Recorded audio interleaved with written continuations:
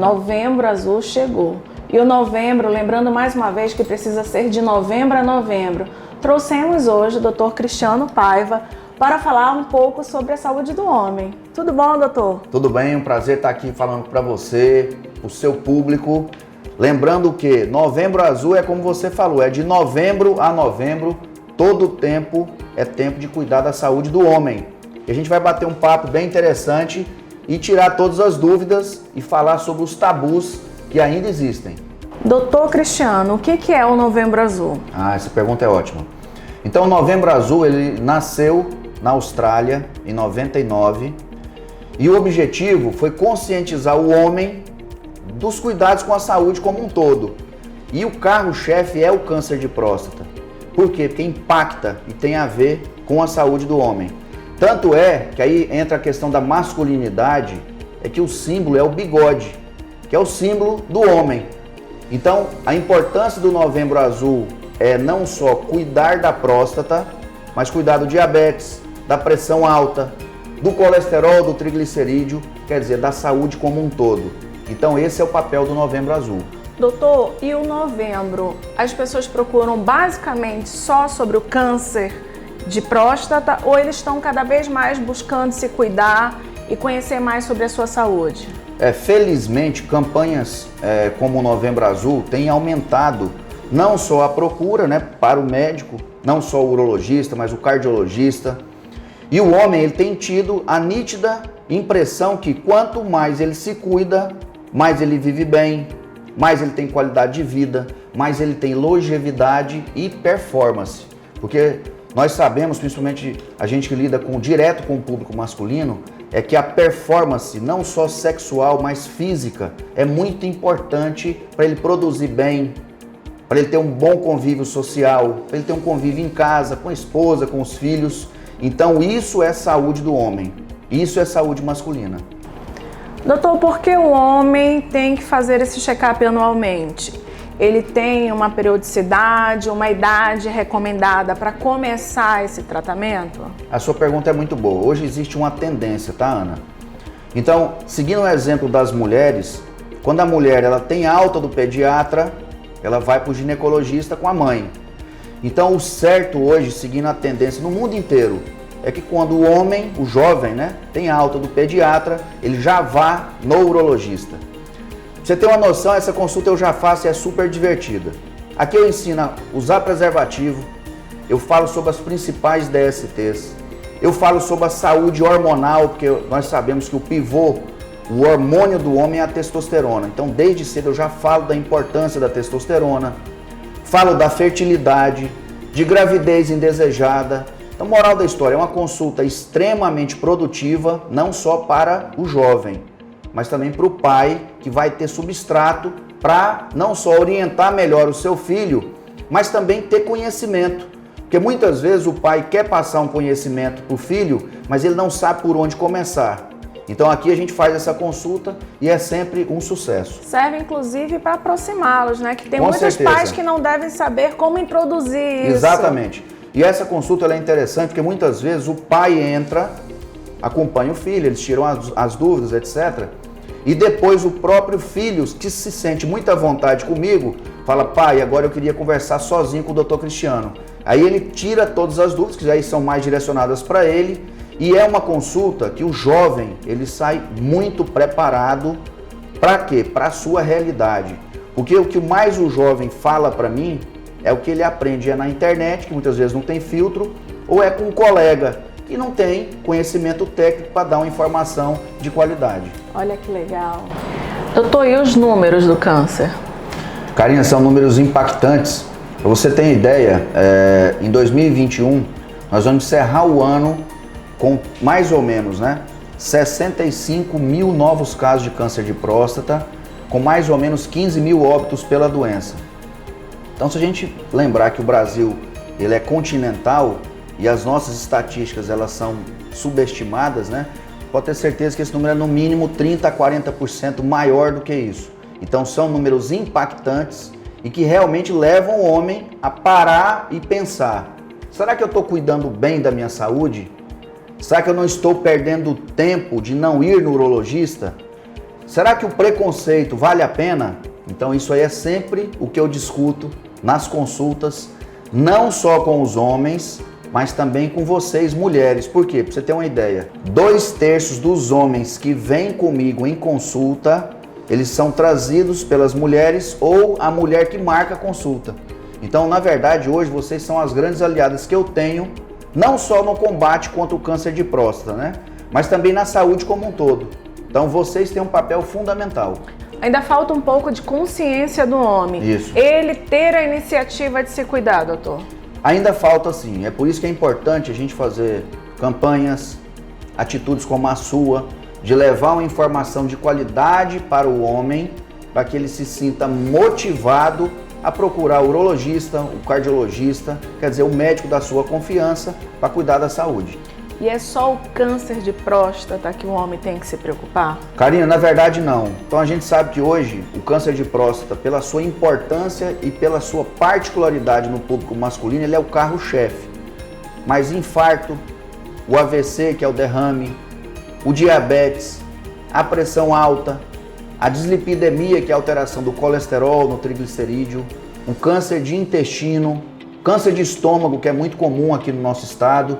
Então essas também são outras doenças que tem que chamar a atenção do homem para que ele se cuide. Doutor, a pandemia influenciou nos cuidados do homem? Karina, influenciou sim, os números são números também que deixam a gente preocupados.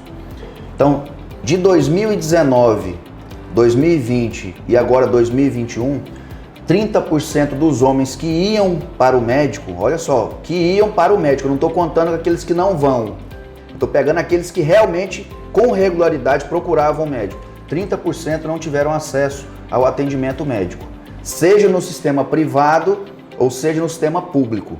O que isso aí acarretou e nós estamos vendo agora? Então, homens que tinham um PSA normal, tinham um toque normal, devido a esse gap, quer dizer, essa falha no atendimento, eles chegaram com o PSA alterado, com o toque alterado, lembrando que esse paciente, se tivesse vindo regularmente, teria dado um diagnóstico precoce e a doença não tinha avançado. Então hoje nós estamos dando diagnóstico de doenças avançadas que eram para ser diagnosticadas em 2019 ou 2020. Então a pandemia realmente ela teve um impacto negativo na saúde masculina e nós vamos com certeza ver números ainda maiores durante esse decorrer do tempo. E aquele homem que vai regularmente, que se cuida, ele tem melhores chances de cura? Sua pergunta é fantástica. Pra você ter uma noção, quando o tumor de próstata ele é diagnosticado no início, a possibilidade de cura da doença chega a 95%. E o que é muito importante, viu, Karina, é que está associado a câncer de próstata, cirurgia que leva à impotência, que é perda da ereção, ou incontinência urinária, que é usar fralda, usar sonda.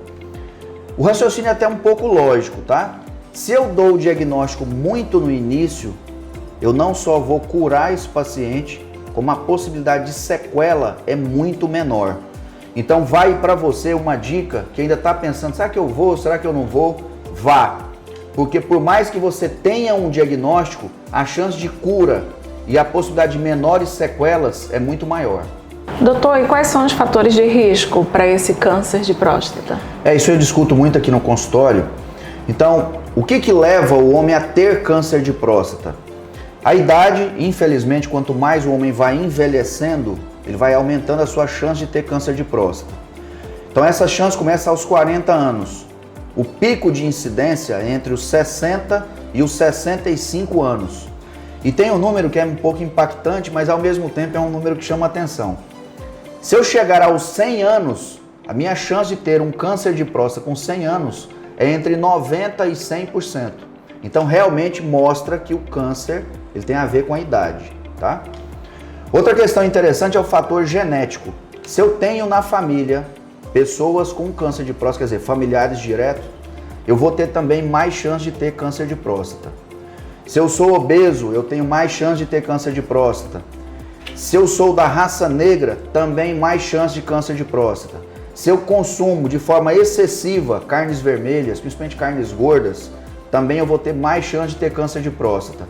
E por último, se eu tenho níveis baixos de vitamina D, que está muito em voga, né, pela questão da pandemia, etc., também eu vou ter mais chance de ter câncer de próstata. Então esses são os principais. Existem outros fatores que sempre são estudados, né, mas eu falei os principais. E o diagnóstico, como ele é feito? Karina, o diagnóstico é feito através da dosagem no sangue do PSA, que é um antígeno específico da próstata. Então hoje a gente tem até um número, porque hoje é difícil uma pessoa que não abra o exame antes de ir no médico, né? Então ele abre o exame e vai dar uma checada. Então a gente fala que o indivíduo que tem até 60 anos, o valor de PSA não pode passar de 2,5. Só que lembrando que o PSA ele é muito importante para dar o diagnóstico, mas ele também falha, tá? Pra você ter uma ideia, ele falha em até 20%. Melhorou muito o diagnóstico, mas ele tem a sua falha.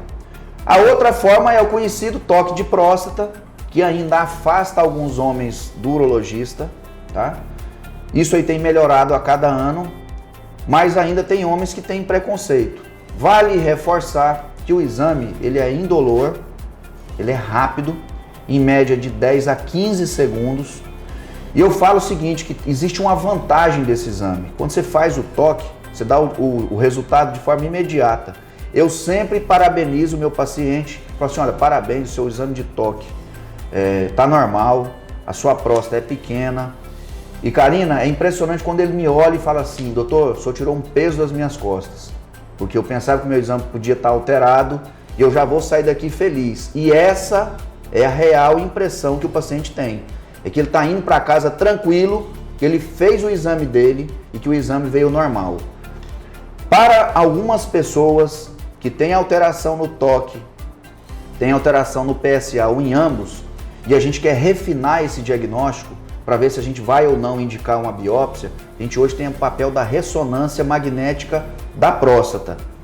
É um exame sofisticado, é um exame que realmente veio para agregar nesse cenário diagnóstico, né, do câncer de próstata. Manaus já faz muito bem, e também é outro exame que a gente tem agregado, não só para dar o diagnóstico, mas como também para afastar o diagnóstico de câncer de próstata. Doutor, toda alteração no PSA é um indicativo de câncer? Sua pergunta é muito boa. O principal fator que leva ao aumento do PSA é o câncer de próstata, mas outras situações também aumentam o PSA. Vou te dar um exemplo. Existe o crescimento benigno da próstata, chamado de hiperplasia prostática benigna. Também aumenta a PSA. Por exemplo, os pacientes que vão fazer o exame, é de praxe que o laboratório informe que não pode ter relação sexual pelo menos 3 dias antes, que não anda a cavalo, que não ande de bicicleta, que não ande de moto, que não faça exercício físico vigoroso. Então essas condições também aumentam o PSA. Pacientes acamados também aumentam o PSA. Pacientes que usam sonda vesical, a sonda para esvaziar a bexiga, também. O público homossexual também, pelo fato das relações, também aumenta o PSA. Então tudo isso aí tem que ser avaliado e informado para o urologista, para que nessa aí você não dê um diagnóstico de forma errada. Então isso aí é um cuidado que eu tenho, é um cuidado que eu sempre falo para os meus pacientes e segue essa dica. E para aquele homem que está assistindo, como ele pode fazer para prevenir esse câncer de próstata? Karina, hoje em dia existem formas bem objetivas, né, para a gente prevenir câncer de próstata. Primeiro é cuidados com a saúde. Então o indivíduo manter um peso ideal, praticar atividade física regularmente, pelo menos 3 vezes por semana e pelo menos de 40 minutos a 1 hora. Fazer uma reposição de vitamina D. Como eu falei para você no início, a vitamina D acaba protegendo contra câncer de próstata, contra câncer de intestino, reforça a nossa imunidade e para aqueles que querem ter uma performance sexual melhor, os níveis adequados de vitamina D também melhoram a performance sexual. Outra questão interessante é diminuir a ingestão de açúcar, diminuir a ingestão de comida industrializada, é o sanduíche, né, que a gente come muitas vezes de forma bem intensa. E lógico, também falar o papel de outras situações que são obesidade, o tabagismo, como eu falei para vocês, são fatores de risco para câncer de próstata. Então o homem que se cuida, ele tem bem menos chance do que aquele homem que é descuidado com a sua saúde para ter esse câncer de próstata que é tão temido por todos. Doutor, e que outras doenças comprometem a vida e a qualidade de vida do homem?